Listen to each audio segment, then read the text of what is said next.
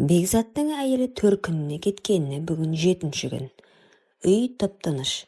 Қазан қайнамайды, бала күлмейді, кір жуылмайды. Бірақ тоңазытқышта қарасаң, іші толы. Енесі кетерінде дорба-дорба ет әкеліп тастап кеткен. Бекзат күндіз жұмысқа барып, кешке үйге келіп, ет асып жеп, теледидар қарап, қайта ұйықтайды. Бірақ неге екенін білмейді, іші алай-дүлей, жүрегі бірдеңе іздегендей.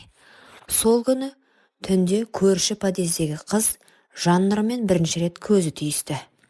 Қыз кешкі уақытта дүкенге шыққанда үстінде қысқа шорты, иығы ашық футболка. Көз жанарын тартып, жүректі бір түртіп өткен еді. «Аға, ассаламағалейкум», деді Жаннұр, тәтті жымиып. «Уағалейкумассалам», деді Бекзат, көзін тайдырып. Қыздың даусы құлағында қалып қойды. Келесі күндері Бекзат кешке қарай әдейі подъезде жүретінді шығарды. Бірде жедел сатымен бірге түсті, бірде дүкенге бірге барды. Жаннұр үндемейтін, бірақ үнемі күліп тұратын. Жасы 19-дан енді асқан, колледжде оқиды екен. Анасы шетелде, өзі әжесімен тұрады. Сол бір кеште Жаннұр үйінің алдында отырып, көзінен жас сығып отырғанын көріп қалды. «Не болды, қарындасым?» деді Бекзат жақындап. «Ештеңе, жай, жалғыздықтан жалықтым». Бекзаттың жүрегі дір етті. Өзі де дәл солай сезініп жүрген. Екеуі үнсіз отырды. Сол үнсіздік екеуін де жақындатты. Бекзат бір күні ет асып, артық пісіріп қойғанын айтып, Жаннұрды кешкі асқа шақырды. Қыз алғашында тартынды, бірақ келісті. Ас үстінде екеуі көп сөйлесті. Қыз шын жүректен сыр ақтарды. Ал Бекзат ішіндегі бос орын толтырғандай болды. Сол түн қас қағында келді. Кино көріп отырып, қыздың иығына еппен қолын салған Бекзат оның үндемегенін пайдаланып, шашынан иіскеді. Жаннұр алғашында шошынғандай болды, бірақ кейін мойнын бұрып, «Саған жақын болғым келеді», деді жай ғана. Сол сәт екеуінің де шекарасы бұзылған шақ еді. Сол түн екеуі бәрін ұмытты. Тыйым, жауапкершілік, неке, бәрі ұмыт болды. Бекзат алғаш рет әйелінен өзге жанға тәнін ашты. Жаннұр үшін бұл алғаш рет еді. Ол сенді. Ол өз сезімін шынайы деп білді. Таңертең оянғанда Бекзат алғашында өзін кінәлі сезінді. Бірақ Жаннұрдың жалаңаш иығына қарап, өзін еркек болмысын қайта қуаттады. Ол өзін әлдеқайда жас, еркін, тірі сезінді. Бір аптадан соң әйелі хабарласып, «Ертесі үйге қайтамын», деді. Сол түнде Бекзат Жаннұрға, «Бұлай жалғасса болмайды», деді. Қыз үндемеді, жымиып, «Мен бұлай болатынын білгенмін. Бірақ сенің назарың, еркектік мейірің маған керек болды. Енді өз жолыммен кетемін. Сен де өз өміріңе орал», деді. Сол түні қыз есіктен үнсіз шығып кетті. Әйелі үйге оралды. Үй қайтадан қазанның иесіне толды. Балалар ойнап жүр. Бірақ Бекзаттың көзінде бір өзгеріс бар еді. Ол енді әйеліне мейірімді бола бастады. Үндемейтін, бірақ көмектесетін, үйге ерте келетін, өзін басқа қырынан танытқанын сезді. Бірақ ішінде бір бұрыш бос күйде қалды. Бір күні дүкенге барғанда бір таныс иіс мұрнын жарып өтті. Артқа қараса жоқ, ешкім жоқ. Бірақ ол біледі, бұл Жаннұрдың иісі еді. Лимон мен иланг иісі. Қыздың өзі жоқ, бірақ сезімі мен естелігі жүрегінің түбінде сақталып қалды. Сол бір түн, сол бір наз өмірінде, еркектігінде қайта оятқан еді. Күндер өтті, апталар өтті.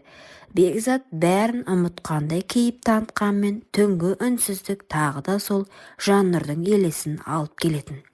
Әйелі қасында ұйықтап жатса да, оның көз алдында жас, нәзік тән, жас қыздың иісінен тұншыға жаздаған кештер жиі келетін. Кейде өзіне жеркенетін, кейде сол сәттерді сағынатын. Мен кінәлімін бе, әлде өмір өзі осындай ма деп ойлайтын, бірақ жауап жоқ. Күз түскен шақта есік қаққандай болды. Ашса Жаннұр өзгерген, басында орамал салған, көзінде бұрынғы от жоқ, орнында салмақ пен сабыр пайда болған, қолында қағаз. Аға, сізден кешірім сұраймын. Мынау баламның сараптамасы, сіз әке боласыз. Бекзаттың қолы дір етті, қағазды ала алмай қалды. Мен сізді мазаламаймын, бірақ шындықты білуге тиіссіз, деді де бұрылып кетті. Сол күннен кейін Бекзат өмірінде алғаш рет шын мағынада түн ұйқысын төрт бөлді. Ол өз баласы, бірақ әйелі мен балаларына не айтады? Кей түнде көрпесін бүркеніп іштей жылайтын. Мен қалайша осынша сорлыға айналдым. Менің әлсіздігім бір адамның тағдырын бозды ма? Жаннұрдың баласы әкесіз өссе, мен адаммын ба? Ақыры бір шешімге келді. Жаннұрға қоңырау шалды, қыз алмады, хабарлама жазды. Баламның өміріне жауаптымын. Сен рұқсат етсең, оның көлекесі болсам да өмірінен алыстамаймын. Жаннұр тек бір жауап жазды. Көлеңкі емес, тірегі бол, әйтпесе мен де тірі қалмаймын. Бекзат бәрін әйеліне айтты. Көз жасында, шындығында жасырмады. Әйелі алғашында сенбей жылады. Содан соң, мен кетемін, бірақ балаларыңа әке болып қала бер. Мені жоғалттың, енді өз арыңды жоғалтпа, деді. Үйден кеткен соң Бекзат көз жасын балаларының көзінше тұншықтырып жұтты. Айлар өтті, Жаннұр босанды, ұл бала. Көздері тура Бекзаттікіндей.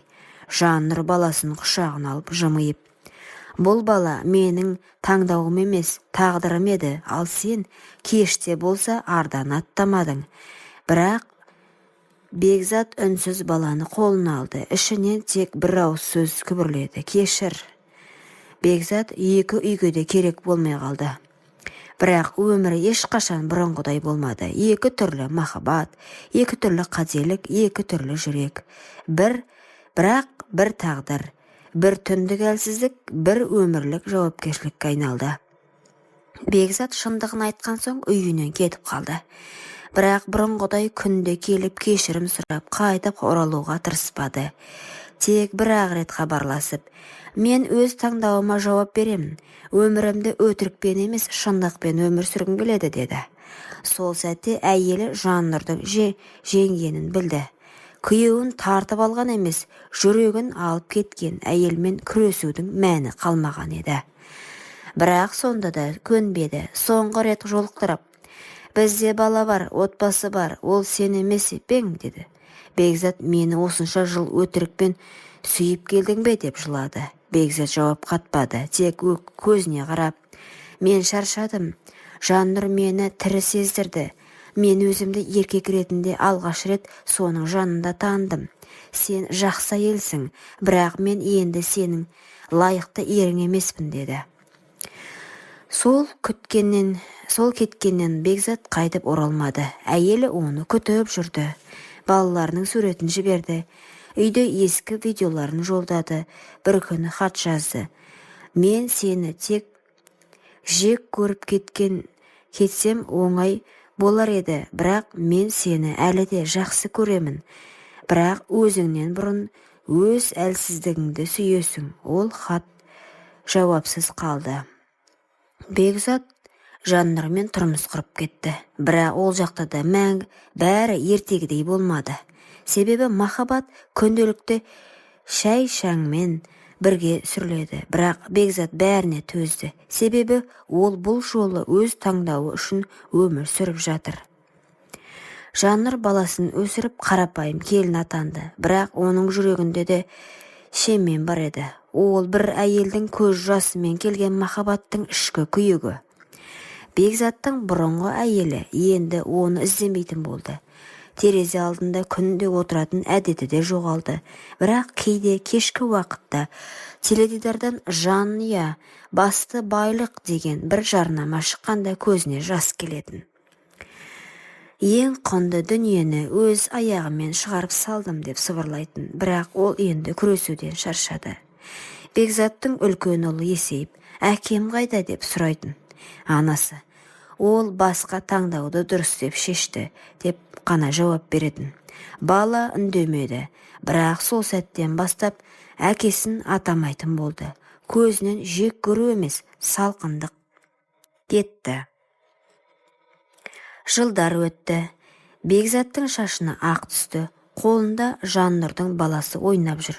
Кенет көз алдында ескі үй, балалары, терезеден қарап тұрған әйел бейнесі елестейді.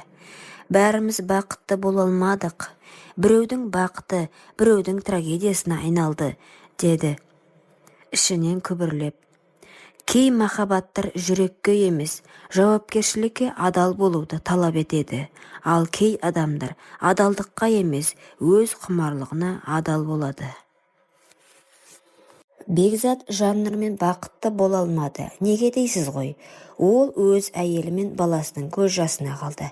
Әйелің түн ұйқысын 4 бөліп, өсірген перзентінің тілегін аяққа таптап, бөтен әйелдің жылуы деп ойлағаны түбі өзіне ауыр қайғы болып қайтты. Жаннұрмен бірге өмір сүремін деп үміттенгені алапат өкінішке айналды. Өмір заңы қатал ғой, біреудің көз жасына қалған адам ешқашан шынайы бақыт таппайды екен. Бұл әрбір жастың есінде жүрер сабақ болсын. Құрметті оқырман, өмірден алынған шынайы оқиғаларды тыңдағыңыз келсе, менің арнама тіркеліп, лайк, комментарий жазып қолдап кетіңіздер. Келесі кездескенше.